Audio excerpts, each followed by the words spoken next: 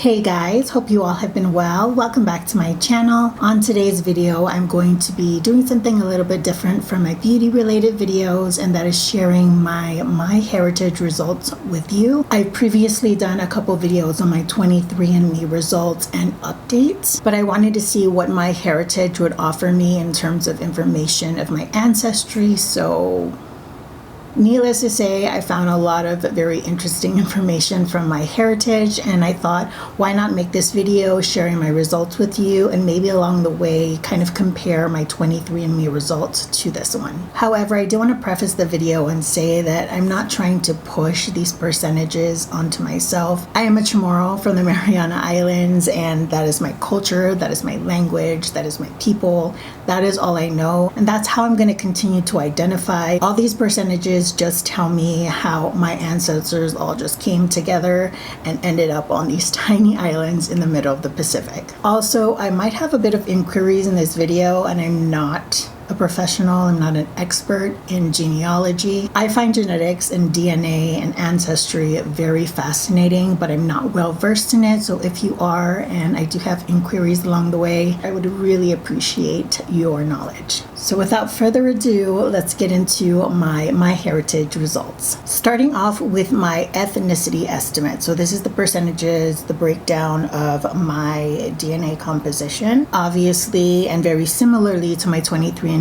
results, my biggest percentage is the Asian category, and because of where I'm from, they kind of group the Austronesian people together.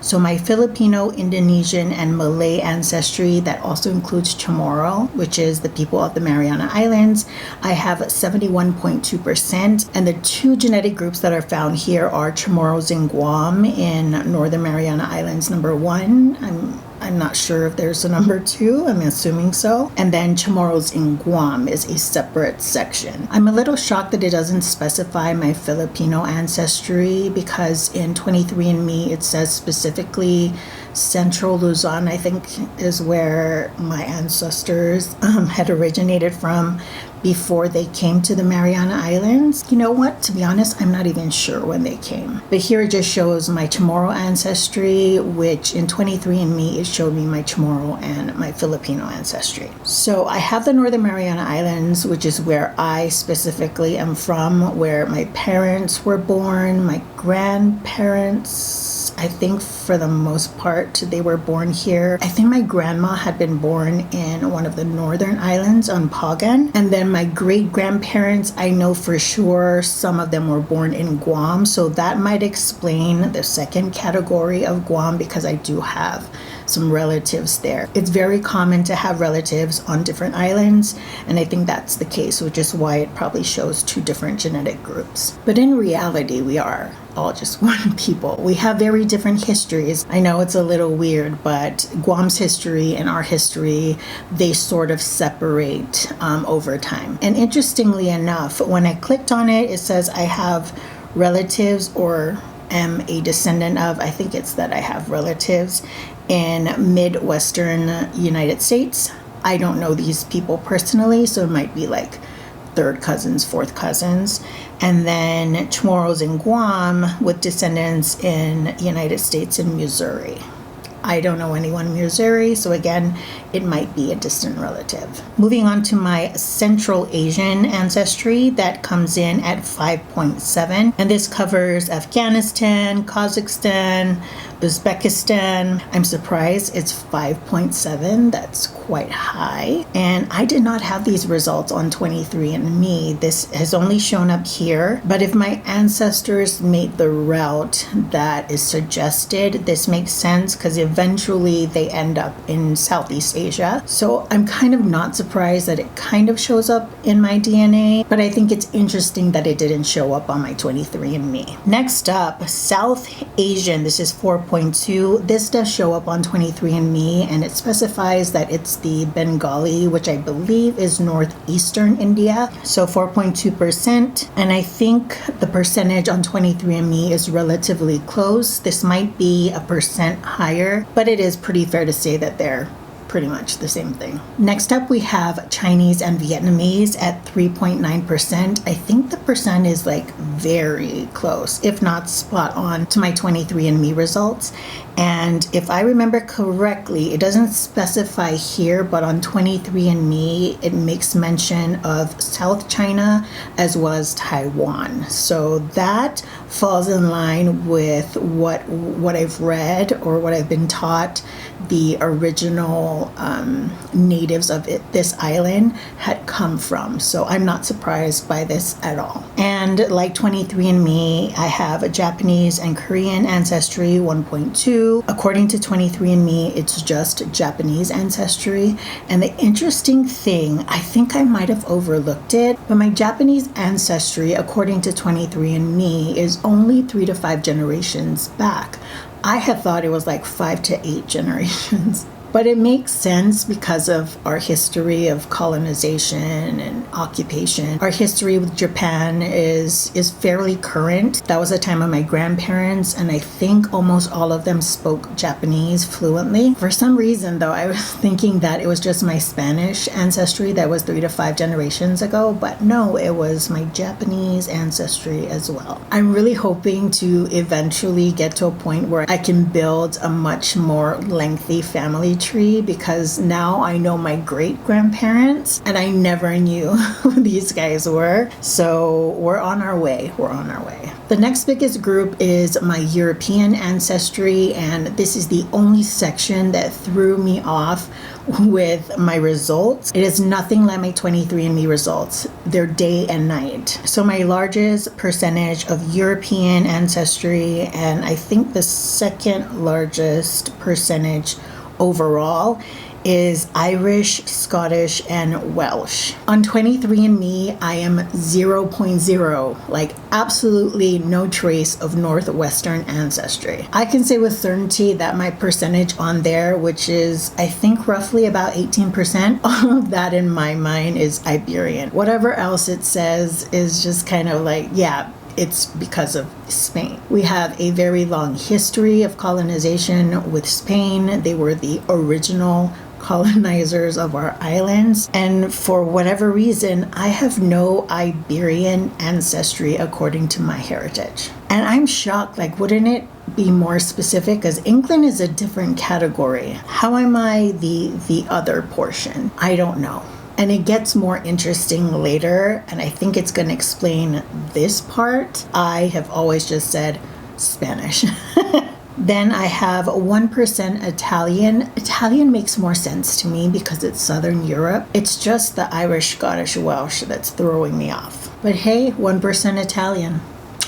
Bellissimo. Now we have the Americas, and I fall under the Mesoamerican and Andean category at 5.8%. This is pretty much the same as my Native American ancestry on 23andMe. This is just a little bit higher, but around the same ballpark. And you know what? It's rather interesting when I look into this one section that I'll be sharing with you later on. But according to it, I have relatives, like distant relatives, that live in and around these areas, which is really cool. And lastly, we have Middle Eastern at 0.8%. This is roughly close to what I know from 23andMe with my North African / Middle Eastern results. At one point on 23andMe, it did point me towards Cypriot ancestry, which I believe is Cyprus. If I remember the map of migration, this makes sense with the known female mother of us all in Africa,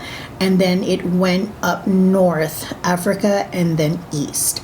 So if I follow the trail, all the other parts of my ancestry make sense. I swear, the only thing that doesn't make sense is this Irish, Scottish, Welsh. And eventually I got further confused because according to my genetic composition, I have an additional genetic group of Kentucky, Ohio, and West Virginia. These are English and German settlers in the United States, and they settled in Kentucky and some in Ohio and West Virginia. And this page is actually really cool because you can see the timeline of how the people, or my relatives, how they traveled from way back when. And I'm assuming this is the whole like go from Europe to the New World. And I have like English, US, Scottish, Germany, and Netherlands, all these different relatives in and around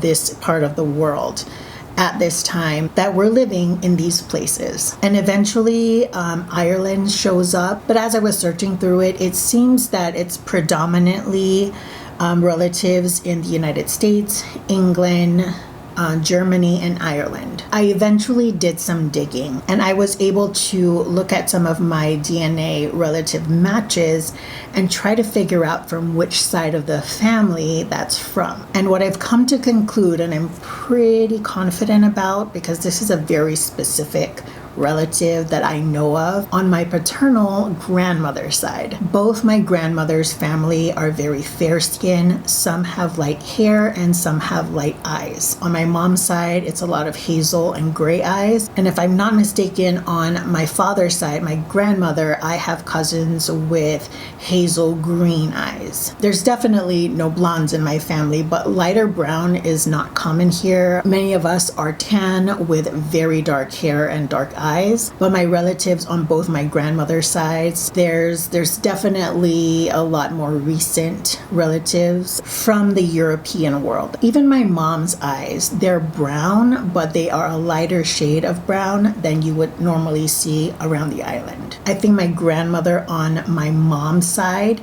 is probably a lot more Spanish. Something in me is telling me that every single one of my grandparents does have Spanish ancestry. That is just common out of all of the Chamorro ancestries, whether it's videos I had seen on YouTube or my DNA relatives that I can see their percentage, their breakdown of their ancestry. It's always the same formulation. It's highest is Asian, second is European, and then you'll have the South Asian, you'll have a tiny bit of African. We all have similar groupings. It's just the percentages that differ. But to finish off this section that threw me for a loop, it says, according to my related groups, that majority, based on the little bar on the side, most of the relatives that I have descending from this group had decided to settle themselves in Johnson, Kentucky, which might explain why my brother likes to raise roosters. Besides this additional genetic group that really got me excited and confused at the same time, another thing that I found interesting was this portion, which is based on locations where you can see where your DNA relatives live. And before I get into this, I am aware that these companies are basing their groupings on the samples that they receive. So if you did 23andMe and not Myheritage, you're part of the research that goes into grouping people based on commonalities in their DNA. So according to Myheritage, I have 512 relatives in the US. This does include the CNMI. So if they have heritage here, we don't have a separate category where they put our flag and Northern Mariana Islands. So I'm assuming that this is probably a lot of Chamorro people and maybe distant relatives that I had in Kentucky.